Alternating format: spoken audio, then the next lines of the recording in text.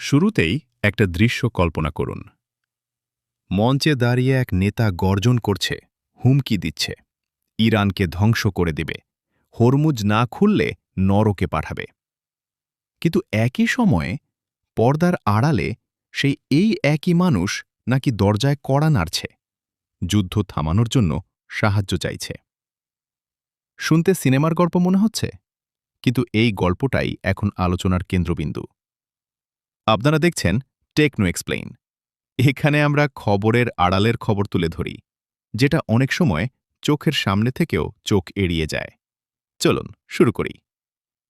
মঞ্চের সামনে যা দেখা গেছে, পর্দার পেছনে ছিল তার সম্পূর্ণ উল্টো ছবি। একদিকে ডোনাল্ড ট্রাম্প মাইক্রোফোনে গর্জন করছেন, ইরানের সভ্যতা ধূলিসাৎ করে দিবেন, হরমুজ প্রণালী না খুললে ইরানকে ভয়াবহ পরিণামের মুখে পড়তে হবে। কিন্তু ঠিক সেই সময়েই গোপনে অন্য এক বাস্তবতা তৈরি হচ্ছিল।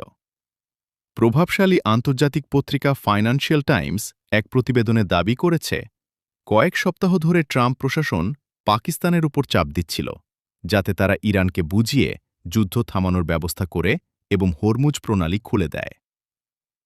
একবার ভাবুন, যিনি প্রকাশ্যে হুমকি দিচ্ছেন তিনিই আবার আড়ালে বলছেন একটু মধ্যস্থতা করুন। আপনার কাছে এটা কেমন লাগে? এটা কি কৌশল নাকি দুর্বলতা? কমেন্টে জানাতে পারেন।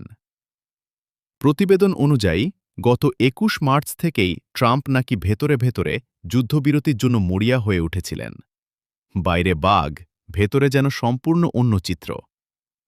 কারণও পরিষ্কার, জ্বালানি তেলের দাম হু হু করে বাড়ছিল। আমেরিকার পেট্রোল পাম্পে গিয়ে দেখলে বোঝা যায়, মাত্র ১ মাসে গ্যালন প্রতি প্রায় ৭০ সেন্ট বেড়ে গেছে। এমন পরিস্থিতিতে কোনো দেশের প্রেসিডেন্টের জন্য যুদ্ধ চালিয়ে যাওয়া সহজ না।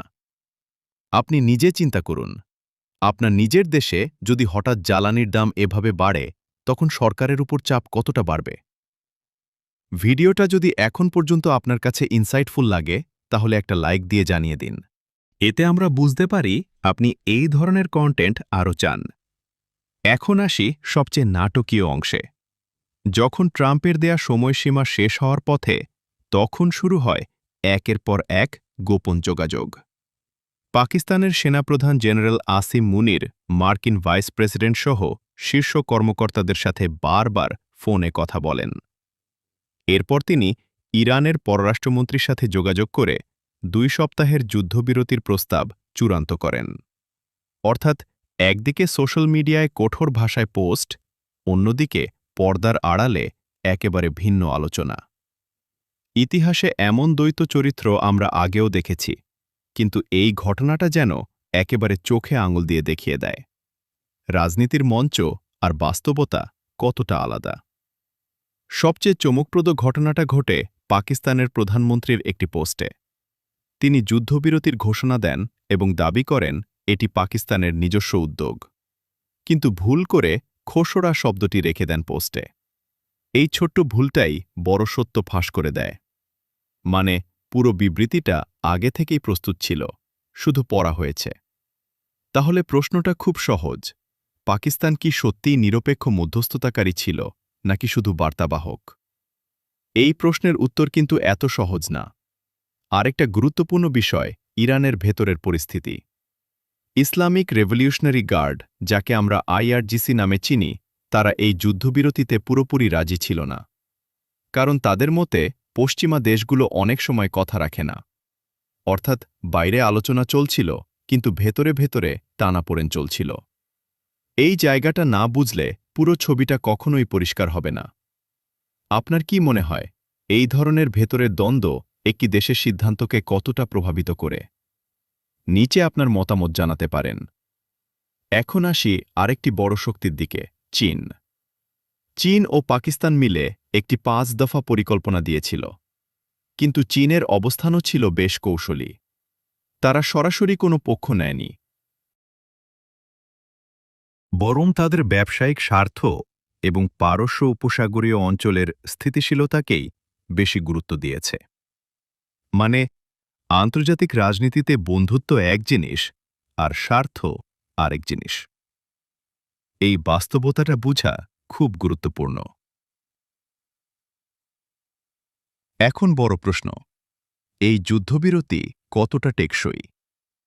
কারণ একদিকে ইরানের সাথে যুদ্ধবিরতি, অন্যদিকে লেবাননে হামলা অব্যাহত। মানে আগুন একদিকে নিভছে, অন্যদিকে আবার জ্বলছে। এভাবে কি স্থায়ী শান্তি সম্ভব? সবকিছু মিলিয়ে ছবিটা খুবই জটিল। ট্রাম্প শুরু করেছিলেন শক্ত অবস্থান নিয়ে, কিন্তু শেষ পর্যন্ত তাকে কূটনৈতিক পথে আসতেই হয়েছে। ইরান সরাসরি মাথা নোয়ায়নি, বরং নিজেদের প্রস্তাব নিয়ে আলোচনায় এসেছে। আর পাকিস্তান, সে মধ্যস্থতাকারী নাকি বার্তাবাহক, এই বিতর্ক এখনও চলছে। শেষ করার আগে একটা কথা বলি, আন্তর্জাতিক রাজনীতি কখনো সরল রেখার মতো না। এখানে প্রতিটি ঘটনার পেছনে থাকে একাধিক স্তর, একাধিক উদ্দেশ্য। আমরা যা দেখি সেটাই পুরো সত্য না।